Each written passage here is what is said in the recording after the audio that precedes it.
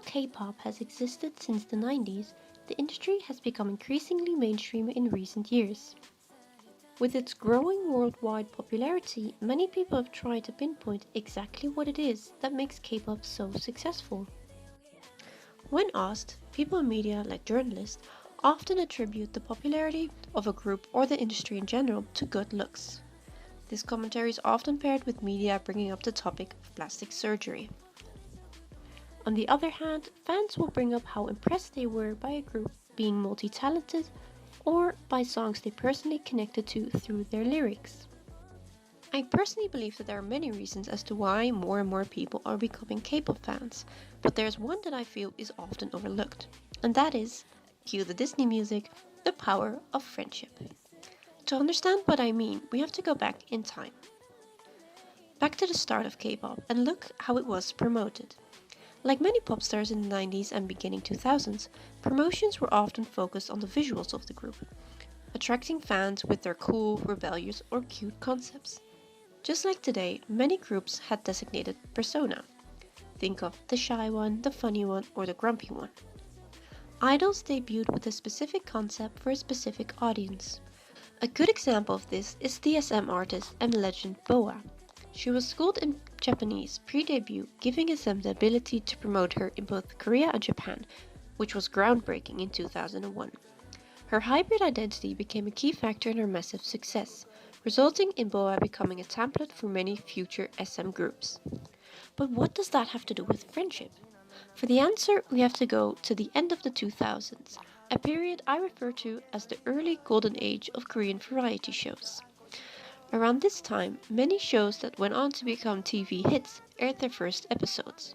Shows like 2 Days One Night, Running Man, and Star King.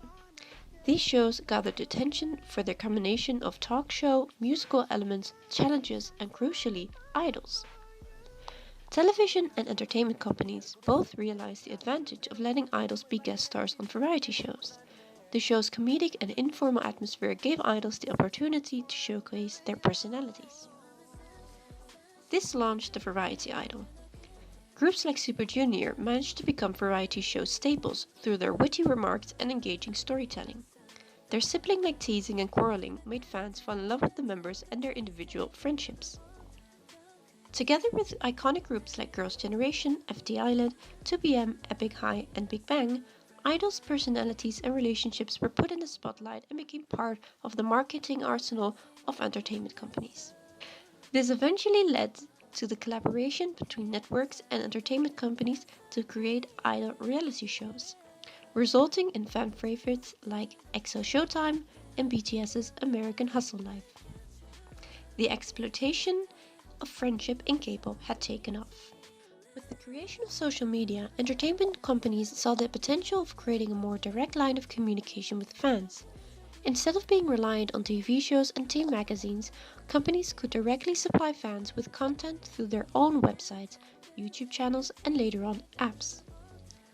These new platforms were the perfect place for idols to open up to fans and to share details about not only their day-to-day activities, but also the dynamics within the group. This caused fans to become increasingly curious about the private lives of idols and, unsurprisingly, their personal relationships. Whereas before, fans were limited by things like TV show appearances, fans now have hours and hours of vlog, V-Live, and YouTube footage at their disposal.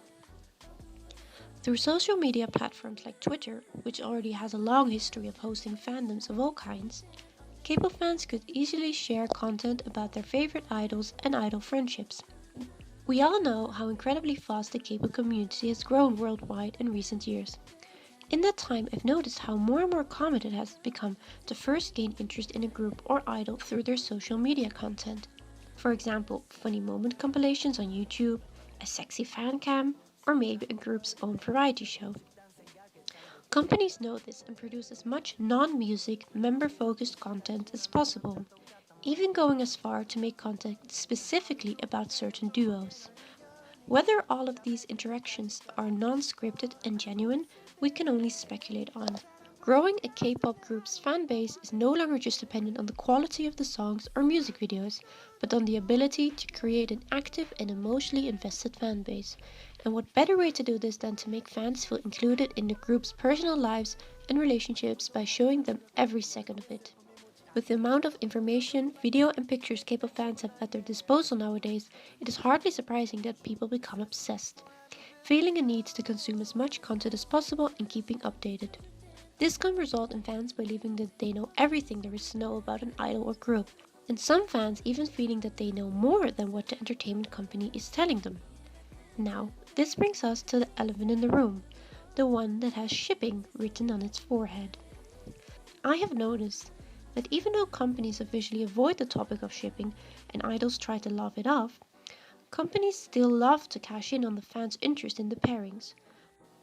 By often placing them close to each other or creating vague music video storylines, they can, without acknowledging the ship, still feed the fans' obsession, resulting in more profit.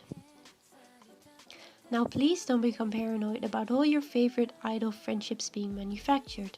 These are just my observations and theories, but I do advise to not become too emotionally dependent on celebrities, because in the end we don't know them personally and we have our own lives to live.